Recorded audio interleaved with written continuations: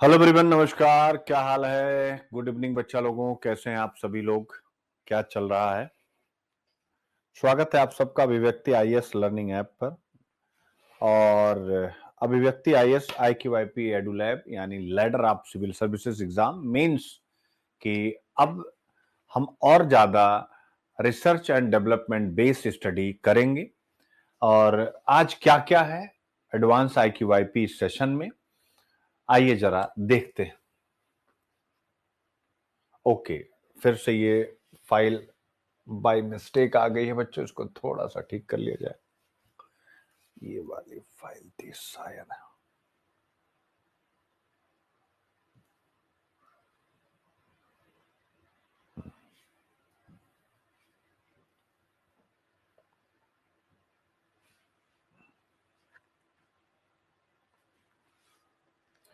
तो बच्चों, आज जिस विषय पर हम लोग बातचीत करेंगे, सबसे पहले देख लेते हैं क्या क्या है।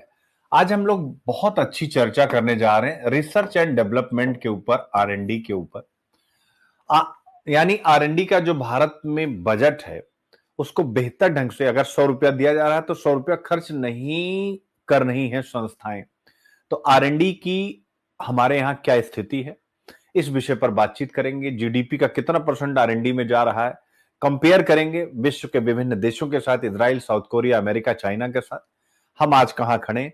और ये टॉपिक आप पहले भी बहुत अच्छे से पढ़ चुके हैं, ऐसा नहीं है, लेकिन कुछ नए एंगल्स मैंने यहां पर लिए हैं जो आपको सिखाऊंगा, यानी सुनील अभिव्यक्ति इनपुट के द्वारा, जिसमें मैंने नए नए तरीके आपको बताए हैं जो इस आर्टिकल में नहीं है, कि किस प्रकार से हिंदुस्तान R&D का हब बन सकता है। और वही IQIP एडुलैब जो मैंने एक नई इनिशिएटिव ली है, समझिए उसी का आधार बिंदु है। तो R&D पर पहला टॉपिक लेंगे, दूसरा उसी के साथ जोड़ देंगे NIRF रैंकिंग। तो ये दोनों विषय हम पढ़ने जा रहे हैं। जैसा आप जानते हैं, यूपीएससी आपसे पूछता ही नवाचार, और नवाचार इनोवेशन, चाहे इकोनॉमी हो, चाहे सोसाइटी हो, एवरीवेयर, चाहे टेक्नोलॉजी हो, इन्वायरमेंट हो, नवाचार हर जगह मस्ट है। तो उसी नवाचार को ध्यान में रखते हुए, यानी 2016 में आपसे प्रश्न भी पूछा था, नवाचार आर्थिक समृद्धि एवं सामाजिक कल्याण का परिहार निर्धारक है, आप सबको पता है। तो R&D से ही नवाचार का रास्ता तय होता है। उस R&D पर बात करेंगे तो जीएस पेपर 2 सरकारी नीतियां, governance, GS paper 3 mobilisation of resources, economy, और उसके साथ साथ ए से मैंने बता दिया, कभी कभी डायरेक्ट ए से आता है, और अदरवाइज तो जो फिलोसफिकल ए से आते हैं उसमें आपको एनालिसिस के क्रम में इसका उपयोग करने को मिल जाएगा। तो दो टॉपिक आप देख सकते हैं जिस पर मैंने एटलीस्ट 10 क्वेश्चन और आंसर कराए हैं। ये सबसे बड़ी चीज है मेरे प्यारे बच्चों, यानी 5 क्वेश्चन पेपर 2 को ध्यान में रखते हुए और 5 question paper 3 science and tech और इकोनॉमी को ध्यान में रखते हुए, तो जिससे आपकी एक 360 डिग्री एक थिंकिंग डेवलप होगी कि यार एक टॉपिक को पर कैसे 10 प्रश्न बनाया जा सकता है और कैसे उसी कंटेंट से 10 आंसर लिखे जा सकते हैं। पॉइंट को नोट करिएगा, मैंने क्या बोला, उसी कंटेंट से 10 के 10 क्वेश्चन कैसे लिखे जा सकते हैं, यही स्किल आपको सीखना है। इससे कम पढ़ना होगा और आपको ज्यादा से ज्यादा लिखने की कला डेवलप करनी होगी। फिर इसके बाद हम लोग बातचीत करेंगे प्रीलिम्स के लिए और मेंस के लिए भी, इंसॉल्वेंसी एंड बैंकरप्सी कोड और सरफेसी के ऊपर, दोनों को लेकर के हम भारत के बैंकिंग सेक्टर पर बातचीत करेंगे। और रेफरेंस होगा जीएस पेपर 2 सरकारी नीतियां, GS paper 3 economy, GS paper 4 ethics. यहां कुछ एथिकल कंसर्न भी आएंगे सरकारी संस्थानों में, और प्रीलिम्स मेन आकर्षण होगा इस टॉपिक का। तो यानी आज आईबीसी और सरफेसी पर आपको प्रीलिम्स का एक अच्छा कंटेंट दूंगा, और आप लोग स्वयं भी इसके अंदर जाकर के विस्तार से पढ़ेंगे, यहां से एक न एक प्रश्न आपको मिल जाएगा। फिर इसके बाद आता है what is the lacking in India's heat action plan. Heat action plan मेरे प्यारे बच्चों, जो गर्मी बढ़ रही, तो हीट बढ़ रही है तो इसका नुकसान तो यत्र तत्र सर्वत्र होगा, आपको पता है। चाहे वो लेबर है, उसका आउटकम है, यानी अगर हम फैक्टर ऑफ प्रोडक्शन से इसको जोड़ देंगे, लैंड, लेबर, कैपिटल, एंटरप्राइज, तो क्या चारों पर बढ़ती गर्मी का असर है कि नहीं? स्वाभाविक है, भूमि पर भी असर है, भूमि गर्म हो रही है, और स्वाभाविक रूप से अगर जितना तापमान उसे चाहिए अगर उससे ज्यादा हो रही है, तो चाहे वो कृषि योग्य भूमि हो या स्वाभाविक रूप से शहरों की भूमि जो रहने के लिए होती है, दोनों में ही समस्या होगी। तो लैंड, रॉ मटेरियल, लेबर का आउटकम कम हो जाएगा, तो स्वाभाविक है कैपिटल जो भी लग रही है वह उस कैपिटल का आउटकम नहीं निकल पाएगा। नहीं निकल पाएगा तो जो एंटरप्राइज है वो क्या करेंगे, इन्वेस्टमेंट कम करेंगे, और इसका अंततः इंपैक्ट हमारी जीडीपी पर, एम्प्लॉयमेंट पर और डेवलपमेंट पर पड़ेगा। तो आप देख सकते हैं, यानी जो बढ़ती गर्मी है, जिस गर्मी को हम बहुत बेहतर ढंग से पॉलिसी मेकिंग के द्वारा एड्रेस नहीं कर पा रहे हैं, यह नया बनता हुआ टॉपिक है जिस पर आपसे प्रश्न पूछे जाएंगे, जिसका आपको आंसर करना है। GS paper 1 geography, GS paper 2 सरकारी नीतियां, GS paper 3 economy and environment, दोनों की दृष्टि से ए से और फिर प्रीलिम्स की निगाह से इस विषय को देखेंगे विस्तार से। फिर इसके बाद एक बड़ा ही अच्छा टॉपिक है, the need for a localised urban agenda. मेरे प्यारे बच्चों ध्यान से समझिएगा, ठीक है। प्रीलिम्स लिखा है बट स्वाभाविक रूप से जीएस पेपर 1 प्रीलिम्स, अरे क्या ये कहां से आ गया भाई, फाइल तो बेकार है। स्थानीय शहरी एजेंडे की आवश्यकता, यानी मेरे प्यारे बच्चों ध्यान से समझिएगा, जीएस पेपर 1 सोसाइटी में शहरीकरण चुनौतियां समाधान। तो शहरी एजेंडे, स्थानीय शहरी एजेंडे की आवश्यकता, नहीं हम शहरों को कैसे लोकल पार्टिसिपेशन के द्वारा बेहतर बना सकते हैं, और इंदौर के मॉडल के द्वारा किस प्रकार से वह विश्व का, इनफैक्ट भारत का और विश्व का भी सबसे स्वच्छ शहरों में से एक बना है। इस विषय को लेकर के शहरीकरण की चुनौतियां और उसके समाधान विषय पर हम लोग बातचीत करेंगे। फिर प्रीलिम्स के लिए पढ़ेंगे डीएनए पॉलीमॉर्फिज्म, यानी डीएनए बहुरूपता क्या है और यह हमारे और आपके बीच में कैसे अंतर करते हैं। तो इस पे एक रिसर्च आया हुआ था द हिंदू में, जिसको हम प्रीलिम्स की निगाह से पढ़ेंगे। फिर इसके बाद आता है भारत चीन संबंधों पर। तो मैंने बस बता दिया कि ये सारे टॉपिक बार बार रिपीट होते हैं। आप जिस दिन से द हिंदू की क्लास देखना शुरू करें, समझिए वही दिन और उसके आगे का दिन आपको फॉलो करना है। पीछे की क्लासेस में नहीं जाना, अपना समय गंवाना नहीं, क्योंकि ऑप्शनल भी पढ़ना है आपको, दो जो 26, 27, 28 वाले।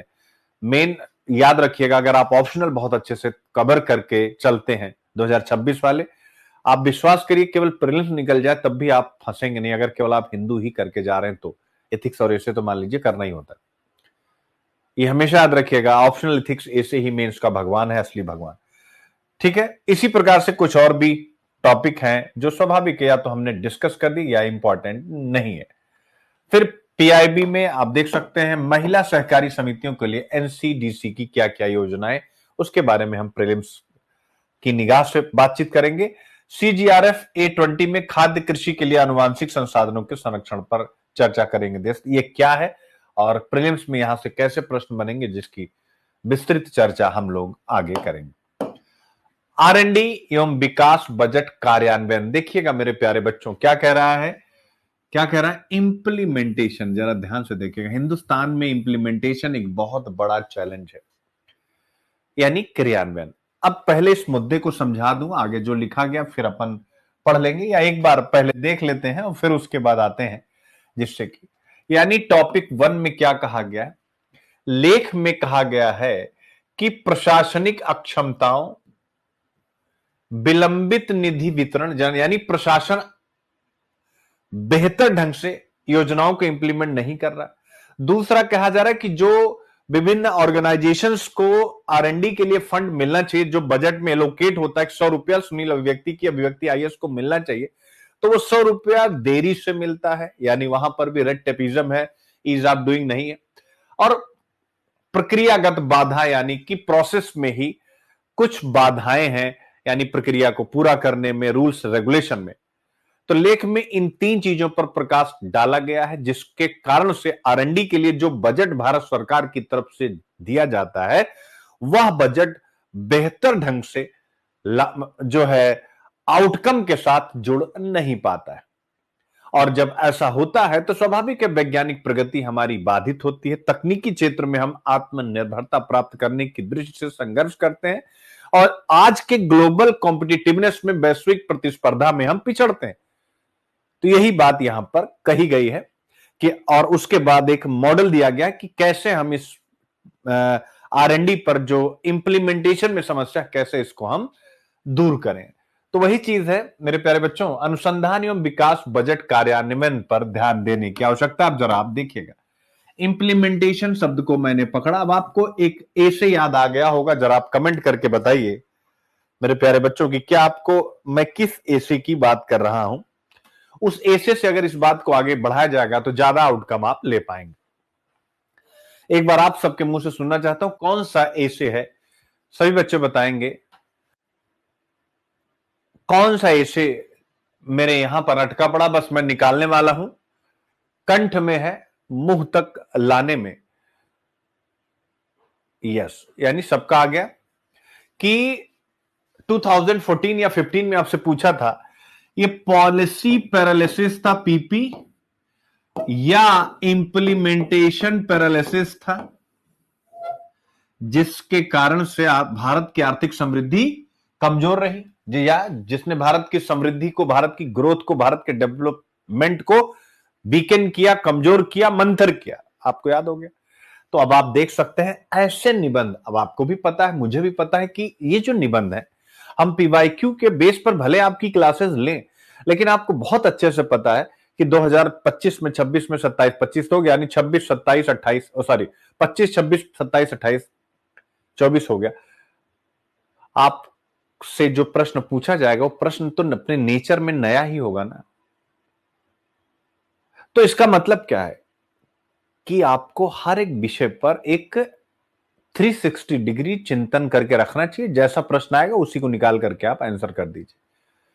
तो ये इंप्लीमेंटेशन पैरालिसिस हिंदुस्तान में पॉलिसी के संदर्भ में एक ऐसी अवधारणा है जिसके कारण से हमारा विकास बाधित होता है। और यहां पर भी यही कहा गया कि आरएनडी में इंप्लीमेंटेशन, अब अगर आरएनडी में इंप्लीमेंटेशन की कमी है, यानी 100 रुपया दिया गया और एक ऑर्गेनाइजेशन को जिसमें 72, यानी बजट में दिया गया 100 रुपया, लेकिन 72 रुपए ही, 72 रुपये ही खर्च हुए, बाकी का पैसा खर्च नहीं हुआ, तो उतना डेवलपमेंट रुका कि नहीं रुका। तो यही कहा जा रहा है कि भाई इंप्लीमेंट पर ध्यान दीजिए। आरएनडी एक तो वैसे ही भारत सरकार अपनी जीडीपी का 0.67% खर्च करती है, 0.67%, जो कि वैश्विक स्तर पर अत्यंत तुलनात्मक रूप से कम है। और ऊपर से जो पैसा मिला उसको भी अगर आप इंप्लीमेंट नहीं करते तो बिहार पीसीएस में निबंध आ जाएगा, एक तो करेला ऊपर नीम चढ़ा। एक तो करेला यानी बजट ही कम है, दूसरा नीम चढ़ा कि भाई जो बजट मिल रहा है उस बजट को भी इंप्लीमेंट नहीं किया जा रहा, जिसके कारण से हम नवाचार में पीछे हैं। और जो देश नवाचार में, इनोवेशन में पीछे है, वह इकोनॉमिक ग्रोथ और सोशल डेवलपमेंट दोनों में पीछे रहेगा। क्यों? क्योंकि ऐसा यूपीएससी स्वयं एक प्रश्न के रूप में पूछ चुका है कि नवाचार आर्थिक समृद्धि एवं सामाजिक कल्याण का पर्याय निर्धारक होता है। यह पॉइंट आप ध्यान में रखिए। यही विषय फिर एनआईआरएफ रैंकिंग, ऑब्वियस रिसर्च से ही जुड़ा हुआ विषय है। तो एक प्रश्न उठाया गया कि भाई एनआईआरएफ में रैंकिंग क्या होती है, उससे कोई फर्क नहीं पड़ता है, किसे परवाह है क्या है। National institutional ranking framework Bharat में क्या करती है, उच्च शिक्षा संस्थानों को, हायर एजुकेशनल इंस्टीट्यूशंस को विभिन्न मापदंडों जैसे फैकल्टीज की क्वालिटी, रिसर्च कितना हो रहा है, इंक्लूसिविटी और कुछ अन्य मुद्दों के आधार पर रैंक करता है। आप देख सकते हैं, ठीक है। जबकि एनआईआरएफ रैंकिंग का उद्देश्य छात्रों और उनके पेरेंट्स को सूचित विकल्प बनाने में मदद करता है कि हम कहां अपने बच्चों को एडमिशन दें या बच्चे कहां एडमिशन ले।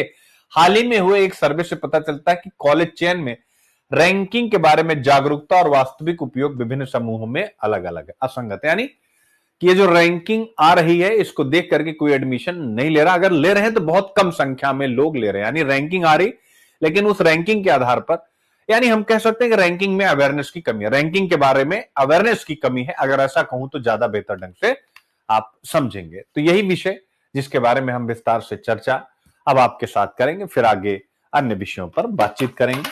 तो चलिए शुरू करते हैं।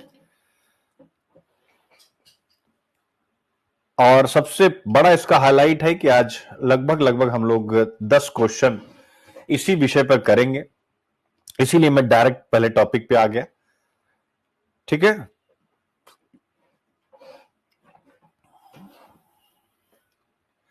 अब आगे बढ़ते हैं। तो सारे टॉपिक यहां पर आपके सामने हैं। अनुसंधान एवं विकास बजट कार्यान्वयन पर ध्यान देने की आवश्यकता है, और दोनों बातें टॉपिक 1 टॉपिक 2 इसी R&D से जुड़े हुए हैं, इसलिए इसको यहां पर कनेक्ट कर दिया गया है। और क्या इथिक्स में मेरे प्यारे बच्चों, जैसे मैं लिखता हूं इथिक्स में, सरकारी संस्थानों में नैतिक चिंता एवं दुविधा की दृष्टि से यह विषय महत्वपूर्ण बन पड़ता है कि नहीं, एक बार मैं आप सबसे पूछना चाहता हूं।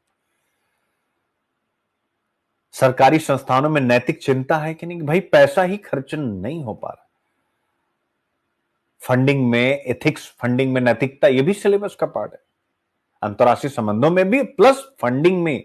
तो फंडिंग में नैतिकता का यह उल्लंघन है, क्योंकि नीति शास्त्र कहता है कि जिस काम के लिए धन आवंटित हुआ उस काम में उसका व्यय होना चाहिए।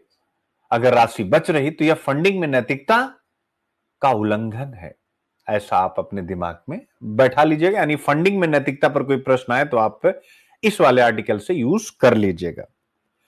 फिर उसके बाद आता है स्वाभाविक रूप से ए से, तो बहुत सारे ऐसे, कौन सा ऐसे आएगा आज आप सबके मुंह से मैं सुनना चाहता हूं, फटाफट चलिए। ठीक है, आज की क्लास थोड़ा आपके साथ, चूंकि R&D वगैरह पर आप सब एक्सेप्ट करेंगे कि इतना लेक्चर हो चुका है कि आपको परेशान होने की जरूरत ही नहीं। मुझे लगता है कि 50 बार कम से कम एक साल में R&D पर मैं कुछ न कुछ करा ही देता हूं, और इनफैक्ट आता ही रहता है। तो पहला निबंध कौन सा लिया जाए, यहां पर आप लोगों में से देखता हूं कौन बताता है। चलिए भाई।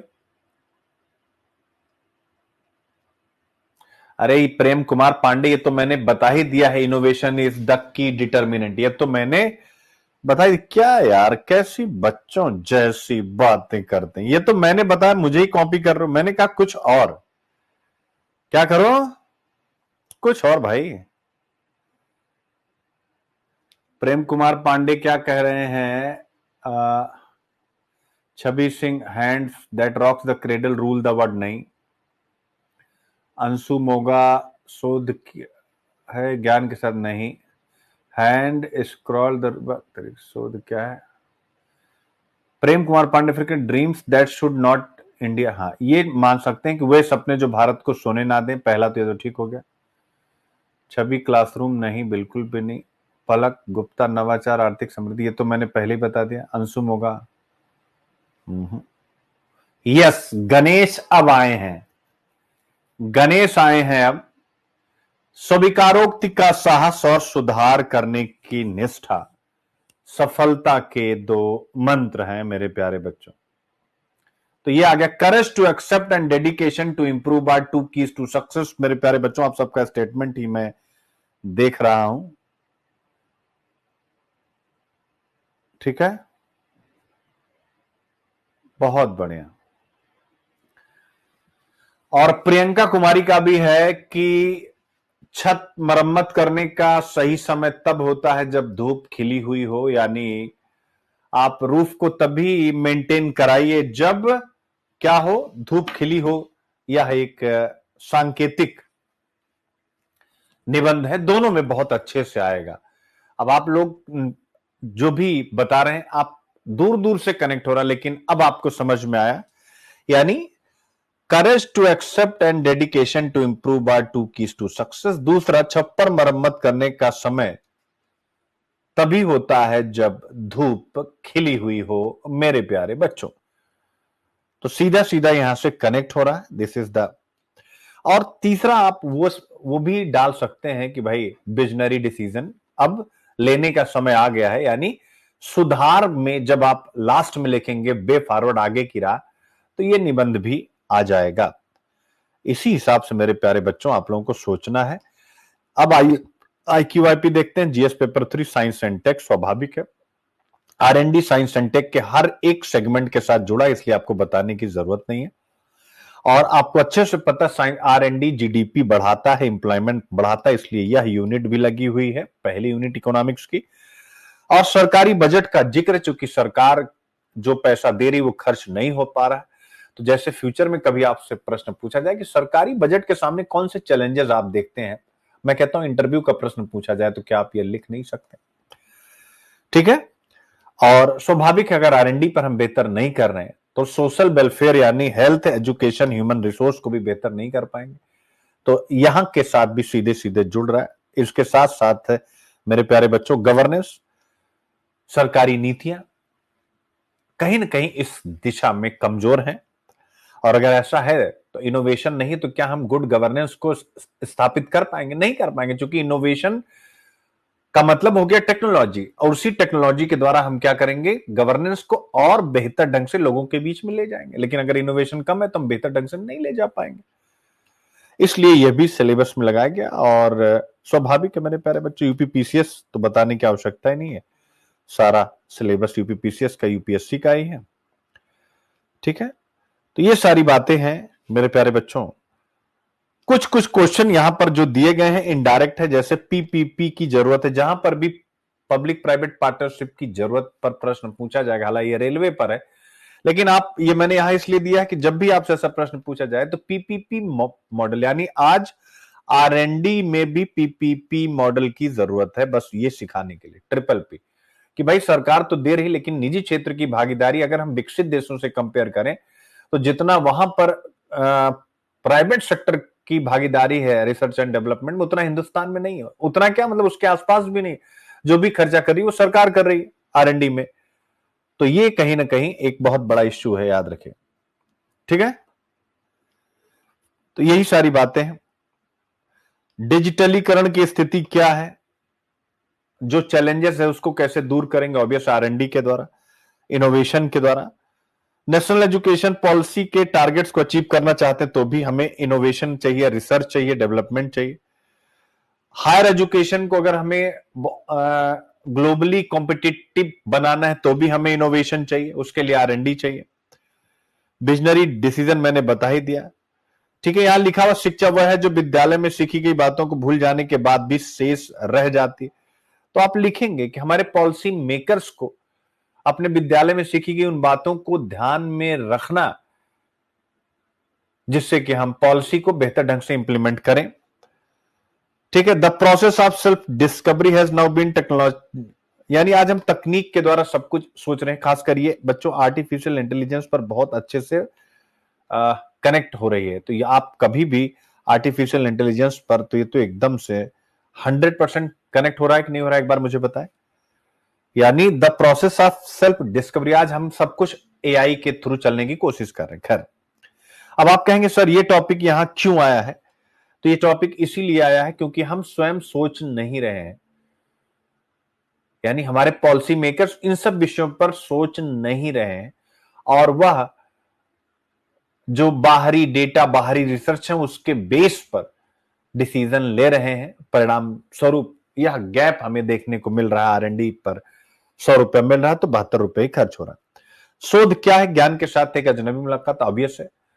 तो ये रिसर्च के लिए पैसा है, आप सबको पता है। यानी आरएनडी क्या है? शोध के लिए ही तो है। क्यों? बिकॉज आप ज्ञान के साथ एक नई मुलाकात। ठीक है, तो ये सारी चीजें आप देख सकते हैं। अंतरराष्ट्रीय संबंधों में मौन कारक के रूप में टेक्नोलॉजी, मेरे प्यारे बच्चों, तो ये तो खैर आप जहां मर्जी हो लगाइएगा, क्योंकि चाहे इनोवेशन हो, आरएनडी हो। इनोवेशन और आरएनडी क्या है भाई? टेक्नोलॉजी के क्षेत्र में इनोवेशन करने के लिए पैसा लगाना, और उसके लिए हमें वैश्विक इन्वेस्टमेंट की जरूरत है। तो इनडायरेक्टली मैंने ये टॉपिक भी जोड़ दिया है। राष्ट्र के भाग का निर्माण उसकी कक्षा में होता है। ये भी इनडायरेक्टली आप लोगों ने जो बातें कही वही सारी यहां आ रही हैं। इनडायरेक्टली ये भी जुड़ा हुआ है कि हमें ऐसी कक्षाएं बनानी चाहिए जहां पर हम अपने यूथ को, अपने युवाओं को पॉलिसी इंप्लीमेंटेशन को बेहतर ढंग से सिखाएं। ये इनोवेशन वाला हो ही गया, बताने की जरूरत नहीं। राष्ट्र के विकास व सुरक्षा में विज्ञान एवं प्रौद्योगिकी सर्वोपचार, ऐसा निबंध पूछा गया था, और आप इस विषय को कनेक्ट कर लीजिएगा वहां पर। ठीक है, तो ये हो गया मेरे प्यारे बच्चों। तो भारत का अनुसंधान एवं विकास बजट, इस विषय पर हम लोग बातचीत कर रहे हैं। ठीक है, अब चलिए इस पर हम आगे बढ़ें और आपसे कुछ बातचीत करें, जिससे कि आप इसको और अच्छे से समझ सकें। अगर मैं आप लोगों से प्रश्न करूं मेरे प्यारे बच्चों कि 21वीं सदी में कौन सा देश महान बनेगा, तो आपका उत्तर क्या होगा? बताएं मुझे। सैन्य शक्ति वाला, आर्थिक शक्ति वाला? हम कहेंगे नहीं। असली ताकत इनोवेशन यानी नवाचार, ज्ञान यानी नॉलेज और रिसर्च यानी अनुसंधान में निहित तीन शब्द याद रखिएगा। इनोवेशन, नॉलेज एंड रिसर्च में भविष्य उनका होगा जो केवल तकनीक का कंज्यूमर नहीं है। यानी हम सब क्या है, हिंदुस्तानी क्या है, हम लोग बेटा तकनीक के सबसे बड़े कंज्यूमर हैं। दाल भात चोखा भी खाते हैं खूब और टेक्नोलॉजी भी खाते हैं खूब। हम केवल खाते हैं, टेक्नोलॉजी बनाते नहीं है। तो अब आप स्वयं बताइए कि किसका भविष्य उज्जवल होगा। समझिएगा इस चीज को, किसका भविष्य उज्जवल होगा, तकनीक के कंज्यूमर का या तकनीक के प्रोड्यूसर का? आप जरा विचार कीजिए। आप कह सकते हैं दोनों, लेकिन अभी जिस कॉन्टेक्स्ट में हम पढ़ रहे हैं उसमें स्वाभाविक है तकनीक के निर्माताओं का।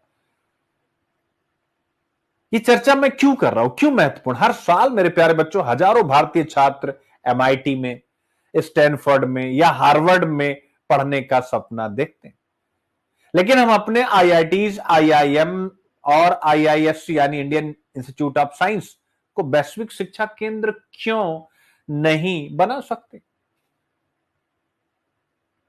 बड़ी सोचने वाली बात है। इन पंक्तियों पे आप गौर कीजिएगा।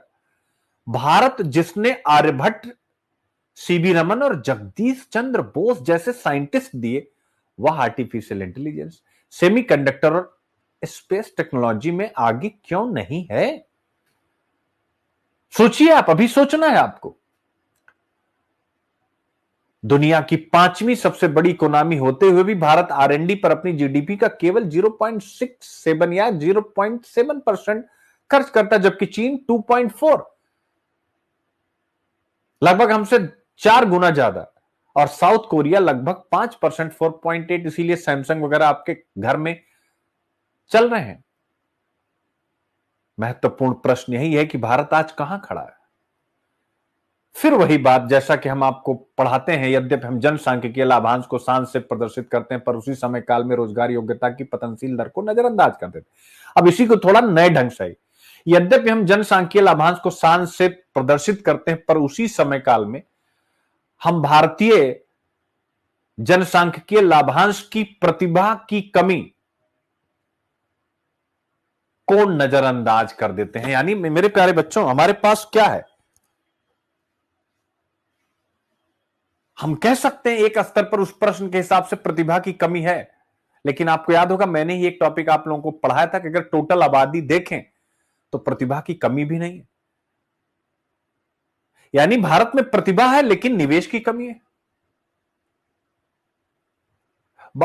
इन्वेस्टमेंट, भारत हर साल 25 लाख इंजीनियर तैयार करता है, फिर भी ग्लोबल इनोवेशन इंडेक्स में उसकी रैंकिंग 40th यानी 40वीं क्यों है? सोचिए आप। सबका उत्तर यही जो स्क्रीन पे दिख रहा है वही है। भारत के पास इसरो, डीआरडीओ, आईआईटी और एम्स हैं, फिर भी सेमीकंडक्टर का हम 100% आयात क्यों करते हैं? यही विषय यहां चर्चा किया गया है कि भारत को अगर ज्ञान की महाशक्ति बनाना है तो उससे 3 पिलर, मेरे प्यारे बच्चों, 3 ऐसे फिंगर पर पकड़ लीजिएगा। पहला है आरएनडी रिफॉर्म करना पड़ेगा, अनुसंधान और नवाचार में सुधार करना पड़ेगा। अरे भाई, पैसा खर्च नहीं हो रहा, पैसा खर्च करना पड़ेगा, तो अनुसंधान और नवाचार में सुधार करना पड़ेगा। यही विषय यहां डिस्कस किया गया पहला। और इसमें भी क्या करना पड़ेगा? आज मेरे प्यारे बच्चों, भारत की इकोनॉमी किस पर आधारित है? यानी आईटी और बीपीओ। आज भारत सर्विस इकोनॉमी है। सर्विस इकोनॉमी यानी स्वाभाविक है जीडीपी में सबसे बड़ा हिस्सा सर्विस का। अब हमें सर्विस बेस्ड इकोनॉमी से लिख लीजिएगा, सर्विस बेस्ड इकोनॉमी से डैश लिख लीजिएगा, हमें डेंस टेक्नो इकोनॉमी में बदलना है। गहन तकनीकी अर्थव्यवस्था, इसका अर्थ होता है ऐसी अर्थव्यवस्था जो artificial intelligence, biotech, quantum computing और अंतरिक्ष तकनीक के द्वारा अपनी विकास की यात्रा तय करे। और ऐसा करने के लिए भारत को अपनी जीडीपी का 2% कम से कम आरएनडी पर खर्च करना पड़ेगा, जो आज 0.7 या 0.67%, अलग अलग आंकड़े आपको मिलते हैं। तो मैंने जो लाइन बोली एक बार आप लोग टाइप करके लिख दीजिए कि हमें सर्विस इकोनॉमी से टेक्नो इकोनॉमी में कन्वर्ट होना, यानी हमारी इकोनॉमी में तकनीक की केंद्रीय भूमिका हो, जीडीपी में भी और डेवलपमेंट में भी। तो पहला, सभी बच्चों को पता लग गया कि ज्ञान महाशक्ति बनने के लिए 3 स्तंभ हैं। R&D रिफॉर्म्स, तो क्या करना होगा मैंने आपको सिखा दिया। दूसरा, हायर एजुकेशन रिफॉर्म्स मेरे प्यारे बच्चों, जैसे जो QS वर्ल्ड रैंकिंग आती है उसमें हमारा IIT बॉम्बे 149वें 149 प्लेस पर, और चीन की सिंहुआ यूनिवर्सिटी टॉप 20 में क्यों है। MIT, ऑक्सफोर्ड और हार्वर्ड जैसे कॉलेज और रिसर्च कल्चर को भारत में कैसे लाया जाए। भारतीय विश्वविद्यालय सिद्धांत आधारित शिक्षा के बजाय, जैसा कि मैं हमेशा आप लोगों पर यही बात कहता हूं कि यहां IQIP तो कराया नहीं जाता, वही यहां पर भी कहा गया कि भारतीय विश्वविद्यालय सिद्धांत आधारित शिक्षा देते हैं, व्यवहारिक नवाचार पर ध्यान नहीं देते। आखिर ऐसा क्यों नहीं देते, और उन्हें देना होगा, तब हम क्या कर पाएंगे मेरे प्यारे बच्चों, ज्ञान महाशक्ति का दूसरा स्तंभ पकड़ पाएंगे। और तीसरा स्तंभ है पब्लिक प्राइवेट पार्टनरशिप और उद्योग सहयोग, यानी पब्लिक, सरकार, निजी क्षेत्र प्लस एकेडमिक्स, ये सब मिल करके, उद्यमी ये सब मिल करके काम करें। टाटा, रिलायंस, इंफोसिस जैसी कंपनियां भारतीय विश्वविद्यालयों में शोध प्रयोगशालाओं में, रिसर्च लेबोरेटरीज में निवेश क्यों नहीं करती, जैसे कि गूगल और टेस्ला अमेरिका में करते हैं। यानी गूगल और टेस्ला अमेरिका की यूनिवर्सिटीज में यूथ पर पैसा लगा रहे हैं, और हमारे यहां बड़ी बड़ी कंपनियां ऐसा नहीं कर रही। बड़ी चिंता की बात है, वही सब यहां जिक्र किया गया। चीन हर साल 1.5 मिलियन पेटेंट फाइल करता है, भारत केवल 58,000, इतना पीछे, 1 लाख पीछे हम क्यों हैं। सैमसंग यानी दक्षिण कोरिया की कंपनी अकेले भारत के कुल R&D निवेश से अधिक खर्च करता है। भारत दुनिया का 3rd मेरे प्यारे बच्चों सबसे बड़ा स्टार्टअप इकोसिस्टम है, बट अधिकतर स्टार्टअप ई-कॉमर्स पर और फिनटेक पर केंद्रित हैं, डीप टेक पर नहीं। डीप टेक यानी AI, क्वांटम, इन सब पर। तो स्वाभाविक है, अगर भारत को 2047 तक ज्ञान क्रांति में अग्रणी बनना है तो उसे क्या करना पड़ेगा, उसे डेवलप करना पड़ेगा, एक ऐसा भारत बनाना पड़ेगा जहां हम केवल टेक्नोलॉजी के कंज्यूमर नहीं बल्कि उसके प्रोड्यूसर हैं, निर्माता हैं। एक ऐसा भारत जहां दुनिया के सर्वश्रेष्ठ विश्वविद्यालय होंगे, ना कि केवल विदेशों की तरफ हम देखेंगे। बताइए भाई कैसा रहा। तो यही विषय पूरा डिस्कस है मेरे प्यारे बच्चों इस टॉपिक के अंतर्गत, अगर आप पढ़ना चाहेंगे। ठीक है, समझ में आ गया किस बात की चर्चा है और कितनी गहरी चर्चा है मेरे प्यारे बच्चों। अक्सर मैं आपको पढ़ाता हूं, क्या पढ़ाता हूं कि भाई देखो, फैक्टर ऑफ प्रोडक्शन, FOP, किसी भी देश की इकोनॉमी का आधार यही होता है, फैक्टर ऑफ प्रोडक्शन, यानी land, raw material, labour, capital और उसके साथ साथ एंटरप्राइज मेरे प्यारे बच्चों। लेकिन हम ही लोग इकोनॉमिक्स में पढ़ाते हैं कि भाई टेक्नोलॉजी इन चारों में पॉजिटिव चेंज ला सकती है। पढ़ाते हैं कि नहीं पढ़ाते, बताइए भाई, पढ़ाते हैं कि नहीं। अरे भाई कैसे, अभी आपने देखा कि बारामती में, महाराष्ट्र में आर्टिफिशियल इंटेलिजेंस आधारित एग्रीकल्चर किया गया, जिसमें एग्रीकल्चर प्रोडक्टिविटी पहले के मुकाबले कई गुना बढ़ गई पर हेक्टेयर। तो आपको उसी एक एग्जांपल से इस चीज को समझना चाहिए। तो स्वाभाविक है यार कि अगर हम टेक्नोलॉजी पर फोकस नहीं करेंगे तो फैक्टर ऑफ प्रोडक्शन यानी इन्हीं चारों के मिलने से गुड्स एंड सर्विसेज बनती हैं। क्या है, यानी गुड्स एंड सर्विसेज जो हमारी जीडीपी होती है। तो स्वाभाविक अगर हम टेक्नोलॉजी में पीछे हैं, जैसा कि आपसे कहा जा रहा है R&D के माध्यम से, भाई R&D है नहीं तो स्वाभाविक है आप टेक्नोलॉजी में कितना आगे बढ़ेंगे मेरे प्यारे बच्चों। तो इसका मतलब है कि सीधा सीधा संबंध है R&D का किससे, टेक्नोलॉजी से मेरे प्यारे बच्चों। और इस टेक्नोलॉजी का संबंध है इनोवेशन से। इनोवेशन का मतलब क्या हो गया कि भाई आज आप कंप्यूटर पे कंटेंट बनाते थे, PPT बनाते थे, तो आपको एक PPT बनाने में लगभग 40 मिनट लगता था। बट आज एआई के दौर में वही पीपीटी आप 4 सेकंड में बना लेते हैं। तो इसका मतलब कंप्यूटर से आर्टिफिशियल इंटेलिजेंस यानी जो भी लार्ज लैंग्वेज मॉडल है एलएलएम तक जाना, ये क्या है? कंप्यूटर से एलएलएम तक जाना, क्या ये इनोवेशन है कि नहीं? एक समय पे कंप्यूटर भी अपने आप में इनोवेशन था, उसमें जो भी ठीक है यानी टेक्नोलॉजी थी, लेकिन उसके साथ इनोवेशन था। बाद में उसमें अब और चेंजेस आए, आगे और भी चेंजेस आएंगे। तो आई थिंक कि आप बहुत अच्छे से यह विषय समझ गए हैं मेरे प्यारे बच्चों। ठीक है, पॉइंट इज क्लियर। एक बार सबके कमेंट सुनना चाहूंगा। मेरे प्यारे बच्चों, एक मैं कोटेशन दे रहा हूं, invention is British but perfection is German. इसको आप याद कर लीजिए। मेरे प्यारे बच्चों, आपको याद होगा, सभी बच्चों को फर्स्ट इंडस्ट्रियल रेवोल्यूशन याद है। फर्स्ट इंडस्ट्रियल रेवोल्यूशन याद है, ऑब्वियस है। और हम लोग तो क्योंकि उसके माध्यम रहे हैं, और अभी हम फोर्थ इंडस्ट्रियल रेवोल्यूशन यानी एआई के दौर में।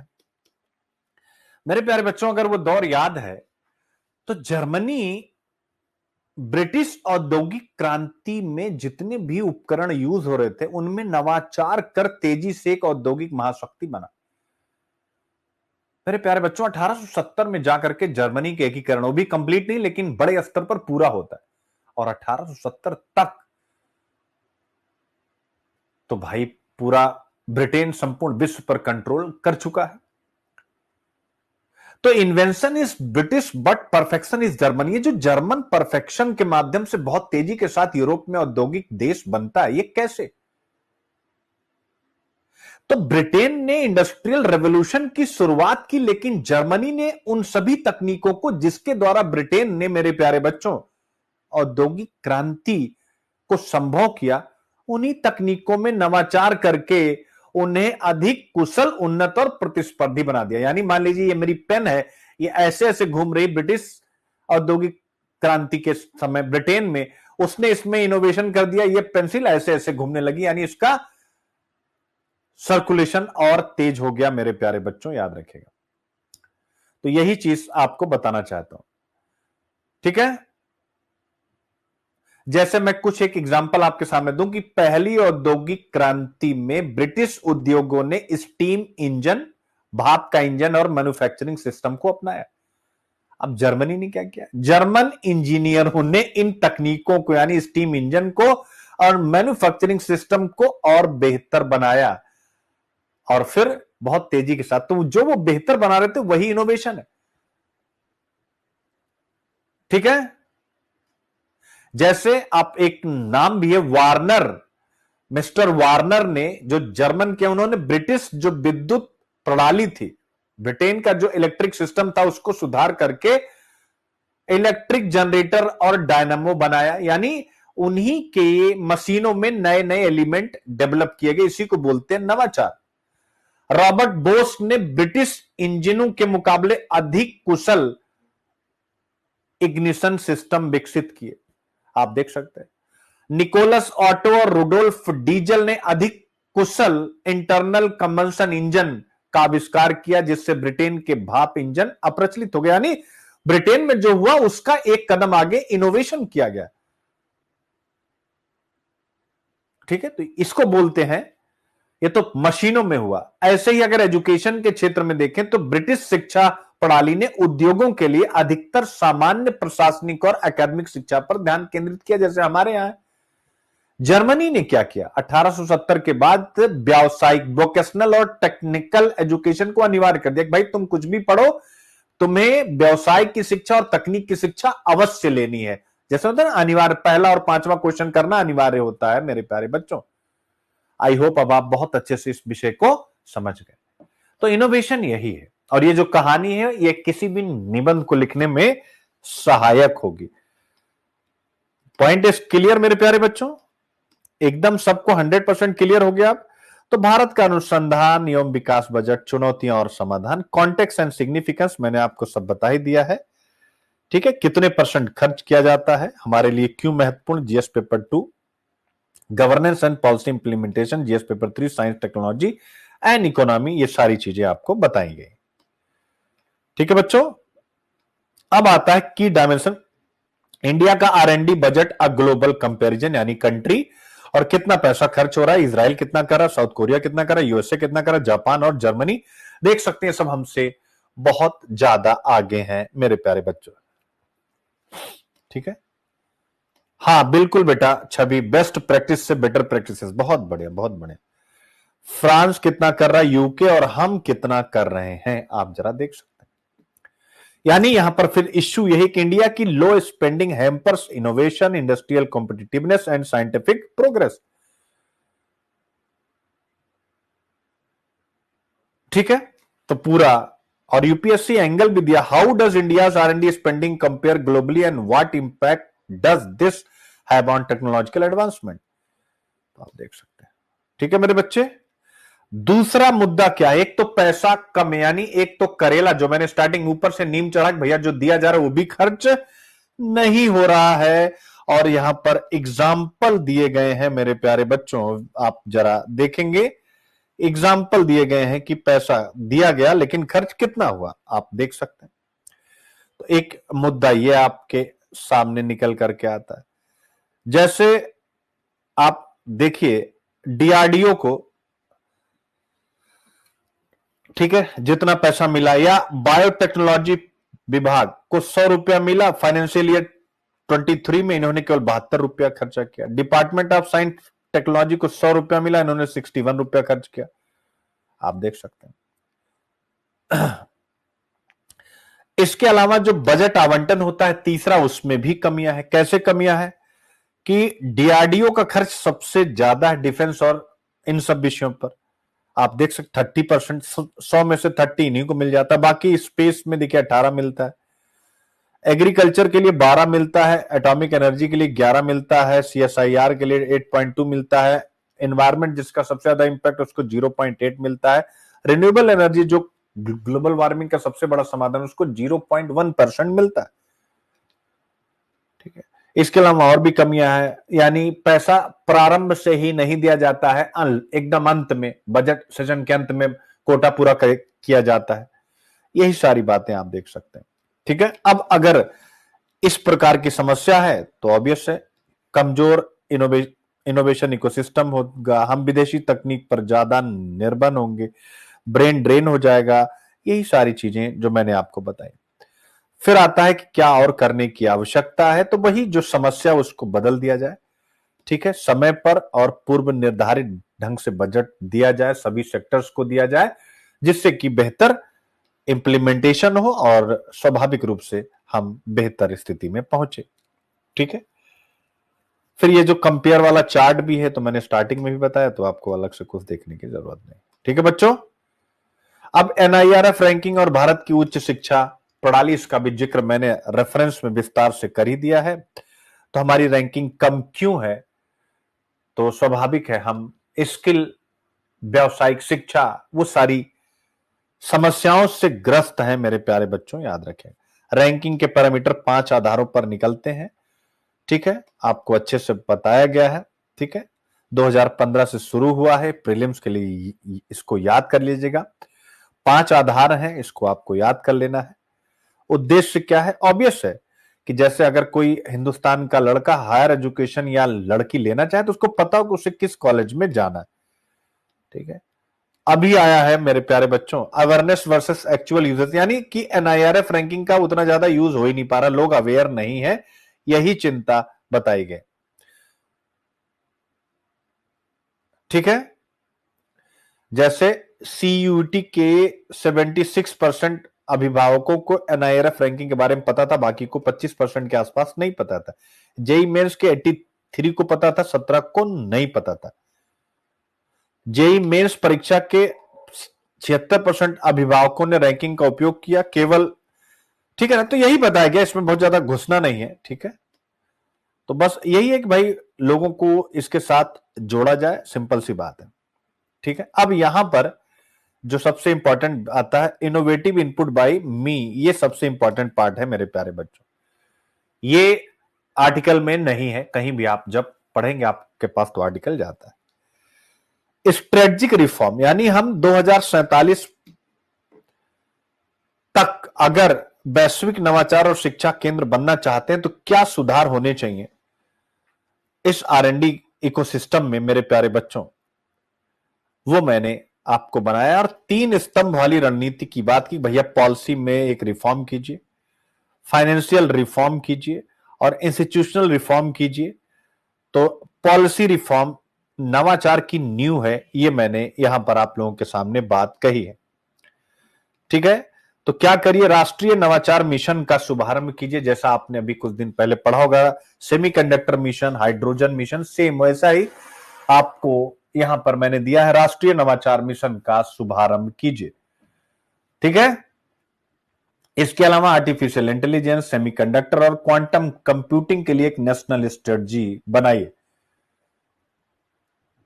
ठीक है, इसके अलावा रिसर्च लिंक्ड इंसेंटिव RLI, यानी जैसे PLI है, प्रोडक्शन लिंक्ड इंसेंटिव मैन्युफैक्चरिंग के लिए, वैसे RLI शुरू कीजिए। मजा आया बच्चों, देख सकते हैं। तो पहला R&D एंड डेवलपमेंट में आपको क्या करना है। फिर हायर एजुकेशन रिफॉर्म, दूसरा टॉपिक, चूंकि हायर एजुकेशन पर था तो इसमें भी मैंने अपनी तरफ से नए पॉइंट दिए। ग्लोबल टॉप 100 यूनिवर्सिटी मिशन चलाइए। ठीक है, और भारत सरकार इन सभी यूनिवर्सिटीज को फंड करे, सहायता करे। ठीक है, तो ये सारी चीजें हो गई। वित्तीय सुधार क्या करे आप देख सकते हैं, यानी बजट बढ़ाए, समय पर बजट खर्च करे, वो सारी बातें हैं। ठीक है, डीप टेक स्टार्टअप के लिए फंड दिया जाए। फिर इंस्टीट्यूशनल रिफॉर्म क्या कीजिए, NRF को थोड़ा और मजबूत कीजिए, ये सारी चीजें लिखी हुई है मेरे प्यारे बच्चों। ठीक है, एक राष्ट्र एक अनुसंधान नीति लागू करिए, ये सारी कॉन्स्टिट्यूशनल एंड लीगल फ्रेमवर्क, यानी संविधान क्या कहता है यह भी जिक्र किया गया है। तो भारतीय संविधान का अनुच्छेद 51(1)(a)(h) का जिक्र किया गया है। ठीक है, तो ये सारी चीजें हैं मेरे प्यारे बच्चों। ठीक है, निष्कर्ष, क्या भारत 2047 तक वैश्विक नवाचार केंद्र बन सकता है? जी हां, बिल्कुल बन सकता है, अगर उन सभी उपायों को अपनाया जाए जो मैंने आपको बताया। अब मेरे प्यारे बच्चों, UPSC mains model question GS paper 2 and 3 on R&D budget and higher education reforms, यानी दोनों आर्टिकल पर आप देख सकते हैं सारे प्रश्न, पहला, दूसरा, तीसरा, यानी GS paper 2 governance and education से। ठीक है, क्लियर बेटा। GS paper 3 science and technology, 3 question GS paper 2 से हैं और लगभग 7 क्वेश्चन है जीएस पेपर 3 से। तो सबसे पहले सारे क्वेश्चन आपके सामने दे दिए गए जिनको आप पढ़ेंगे। अब देख सकते हैं हर एक क्वेश्चन का डिटेल। एक क्वेश्चन मैं पढ़ता हूं, बाकी की प्रैक्टिस आप करेंगे। क्या कल कोई डाउट था किसी बच्चे को, एक बार बताएं। हैं भाई, कल कोई डाउट था किसी बच्चे को? तो बस नहीं है। तो हालांकि एनआईआरएफ रैंकिंग प्रणाली में सुधार हुआ है, फिर भी भारतीय विश्वविद्यालय वैश्विक संस्थानों से पीछे हैं। इसके लिए उत्तरदायी कारकों का समालोचनात्मक विश्लेषण करें और भारत की उच्च शिक्षा प्रतिस्पर्धा को वैश्विक स्तर पर मजबूत करने के उपाय सुझाएं। क्या ये प्रश्न एक बार पढ़िए, अभी मैंने आर्टिकल में डिस्कस किया कि नहीं किया, यानी इंट्रोडक्शन, भारतीय विश्वविद्यालय क्यों पिछड़े हुए हैं, वही R&D वगैरह पर कम, क्या समाधान हो, और एक निष्कर्ष आपके सामने रेडी हो गया। क्लियर बच्चों। फिर उसके बाद अगला, NIRF, नाक और कीवेस जैसी उच्च रैंकिंग संस्थानों की प्रतिष्ठा के लिए महत्वपूर्ण है, लेकिन यह अकादमिक उत्कृष्टता का सही आकलन करने में, यानी इससे हम एकेडमी में कितनी क्वालिटी चल रही है उसका पता नहीं लगा पाते। ऐसे में भारत में शिक्षा गुणवत्ता में सुधार के लिए इन रैंकिंग प्रणालियों की प्रभावशीलता की जांच करें। परिचय, रैंकिंग की प्रभावशीलता, उसकी सीमाएं, और फिर समाधान, और फिर एक प्यारा सा निष्कर्ष। अगला क्वेश्चन है, राष्ट्रीय शिक्षा नीति 2020 का उद्देश्य भारत को वैश्विक ज्ञान केंद्र बनाना है। इसके कार्यान्वयन में प्रमुख चुनौतियों का मूल्यांकन करें, विशेष रूप से रिसर्च, इनोवेशन और उद्योग एकेडमिक सहयोग के संदर्भ में। आप देख सकते हैं हर एक कॉन्सेप्ट जो आपको आर्टिकल में पढ़ाया उससे जो भी प्रश्न बन सकता है, यानी जो वहां इंपॉर्टेंट पहलू थे उन्हीं को प्रश्न के रूप में कन्वर्ट कर दिया। परिचय, मुख्य चुनौतियां, उपाय, निष्कर्ष मेरे प्यारे बच्चों। चौथा क्वेश्चन है, भारत अपनी जीडीपी का केवल 0.7% अनुसंधान और विकास पर खर्च करता है, जो अन्य वैश्विक नेताओं की तुलना में बहुत कम है। यानी जैसा कि आपने चार्ट में देख लिया, इस कम निवेश के प्रभाव का विश्लेषण करें और भारत के R&D इकोसिस्टम को मजबूत करने के लिए एक व्यापक रणनीति सुझाएं। क्या आर्टिकल में सुझाया गया कि नहीं? परिचय, कम निवेश का क्या इंपैक्ट, पहला, दूसरा, तीसरा, चौथा, पांचवा। समाधान, क्या किया जाए, आपको बताया गया। निष्कर्ष, इसमें आप आर्टिकल से और भी इनपुट डाल सकेंगे। ठीक है। पांचवा क्वेश्चन, सेमीकंडक्टर उद्योग भारत की डिजिटल और तकनीकी संप्रभुता के लिए अत्यंत महत्वपूर्ण है। भारत को सेमीकंडक्टर निर्माण में आत्मनिर्भर बनने में आने वाली प्रमुख चुनौतियों की जांच करें और इस क्षेत्र में सुधार के लिए नीतिगत उपाय। परिचय, मुख्य चुनौतियां देख सकते हैं 1, 2, 3, 4, 5, समाधान एंड निष्कर्ष। छोटी छोटी चीजें हर एक। छठा, भारत कृत्रिम बुद्धिमत्ता और क्वांटम कंप्यूटिंग में ग्लोबल लीडरशिप प्राप्त करना चाहता है, लेकिन सीमित R&D, वित्त पोषण और कमजोर उद्योग अकादमिक संबंध इसकी प्रमुख बाधा। यानी बाधा भी बता दी गई, प्रश्न में कॉन्सेप्ट भी है। भारत अपने AI और क्वांटम इकोसिस्टम को वैश्विक स्तर पर प्रतिस्पर्धी बनाने के लिए क्या कर सकता है, जबकि उसके सामने दो सबसे बड़ी चुनौतियां, R&D में पैसा खर्च कम हो रहा है और उद्योग और एकेडमिक्स में संबंध नहीं है। परिचय, मुख्य चुनौतियां 1, 2, 3, 4, 5, समाधान और उसके बाद आता है निष्कर्ष। ठीक है बच्चों। फिर सातवां क्वेश्चन, भारत के अनुसंधान और नवाचार इकोसिस्टम को मजबूत करने में पब्लिक प्राइवेट पार्टनरशिप की भूमिका पर चर्चा करें। सरकार की नीतियां निजी क्षेत्र को R&D में निवेश करने के लिए कैसे प्रोत्साहित कर सकती हैं, 250 शब्द में। परिचय, PPP के माध्यम से अनुसंधान को बढ़ावा देने की आवश्यकता, PPP मॉडल को सफल बनाने के उपाय और एक छोटू सा निष्कर्ष आप देख सकते हैं। अगला क्वेश्चन, अनुसंधान करने में सुगमता, ईज ऑफ डूइंग रिसर्च की अवधारणा भारत की तकनीकी प्रगति के लिए ईज ऑफ डूइंग बिजनेस जितनी ही महत्वपूर्ण। ऑब्वियस है, भारत में अनुसंधान इकोसिस्टम में नियम कानून और नौकरशाही बाधाएं क्या हैं और अनुसंधान उत्पादकता कैसे बढ़ाया जाए, इसके लिए सुझाव दें। परिचय, भारत में शोधकर्ताओं के सामने चुनौती, फिर इसके बाद आता है समाधान, निष्कर्ष। आप कंटेंट के थ्रू थोड़ा और बड़ा लिख लीजिएगा, क्योंकि 10 टॉपिक थे, उतना विस्तार।